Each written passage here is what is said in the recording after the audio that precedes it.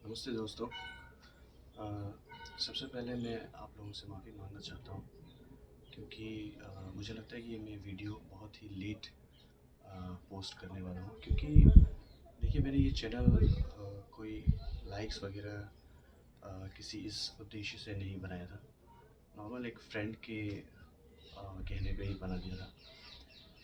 तो मेरे चैनल पे बहुत सारे क्वेश्चंस और साथ ही साथ क्योंकि मैंने अपना ईमेल एड्रेस वहाँ पे डाल दिया था, तो जिसकी वजह से लोग मुझे बहुत सारे क्वेश्चंस पुट अप करने लगे, मेरे ईमेल्स में भी भेजने लगे और मेरे चैनल पे भी पूछने लगे। तो मुझे लगता है कि ये वीडियो मैं सिर्फ 1-2 मिनट का बनाने वाला हूँ और ये प्योरली इन्फॉर्मेशन बेस्ड होने वाला है। तो जो भी लोग आजकल पीएचडी में एडमिशन लेने वाले हैं, ले रहे हैं और जिनका जेएनयू में अभी इंटरव्यू चल रहा है, उनसे मैं ये मतलब कि ये इन्फॉर्मेशन देना चाहता हूँ उनको कि जब वो मुझे पूछते हैं कि कितना प्रपोज़ल जब वो उनका बनाना है, तो उस प्रपोज़ल में उनको कितना परसेंटेज उनके प्रपोज़ल से रिलेटेड क्वेश्चंस आने वाले हैं या फिर कुछ क्वेश्चंस जो कि बाहर कहीं से आने वाले हैं या फिर मतलब कोई भी हिस्ट्री से आने वाले हैं। तो मैं ये उनको ये कहना चाहता हूँ कि देखिए, सबसे पहले सबसे जो मेन इम्पोर्टेंट बात को आपको ये समझने का है, आपको ये समझना चाहिए कि देखिए आप अपना जो प्रपोज़ल है ना, वो आप एडमिशन लेने के बाद चेंज कर सकते हैं। ये बात आप अपने ध्यान में रखिए, ठीक है? तो आपको ये समझने की ज़रूरत है कि आपको किस तरीके से प्रपोज़ल बनाना है। तो प्रपोज़ल बनाने के लिए सबसे पहले ऑब्वियसली आपको इंटरेस्ट तो होगा ही किसी न किसी चीज़ में। तो वो इंटरेस्ट के मुताबिक आप जब अपना रिसर्च बनाएँगे, रिसर्च प्रपोज़ल बनाएँगे, तो वो आप एडमिशन लेने के बाद भी बना सकते हैं। अभी सबसे ज़रूरी ये है कि आपको एडमिशन तो ले लिया, आप पहले एडमिशन तो करा लें। तो एडमिशन के लिए आपको सबसे पहले सबसे इम्पोर्टेंट और ज़रूरी बात ये आपको समझने की है कि पहले सबसे पहले आप अपने डिपार्टमेंट में जहाँ भी आप अपना एडमिशन लेने चाहते हैं, वहाँ जितने भी मतलब कि आपके सुपरवाइज़र इन द सेंस आपके जो प्रोफेसर्स हैं, जितने भी पढ़ाने वाले टीचर्स हैं, उनका स्पेशलाइज्ड एरिया क्या है। तो जब आपको ये पता चल जाएगा कि कितने होंगे, शायद 6, 7, 8, हमारे हिस्ट्री डिपार्टमेंट में तो ज़्यादा है नहीं अभी।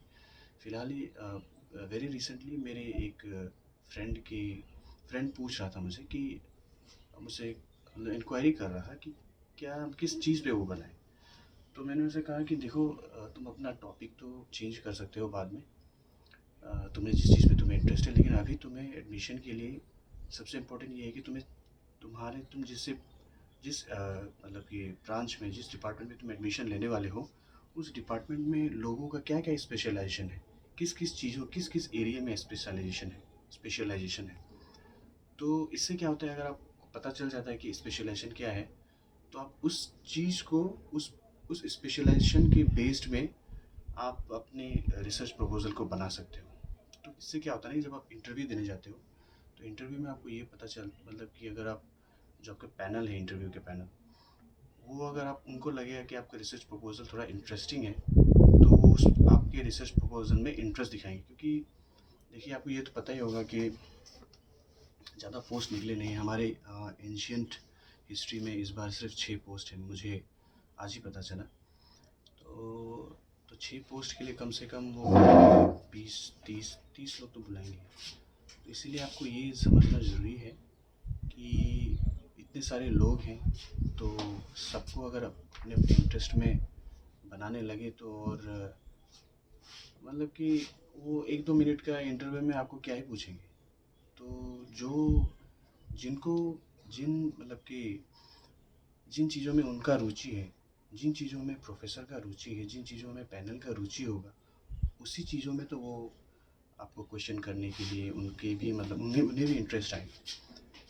तो आप ऐसा कीजिए, सबसे पहले आपको ये ध्यान में रखना होगा कि आप सबसे पहले हमारे वेबसाइट में जाइए।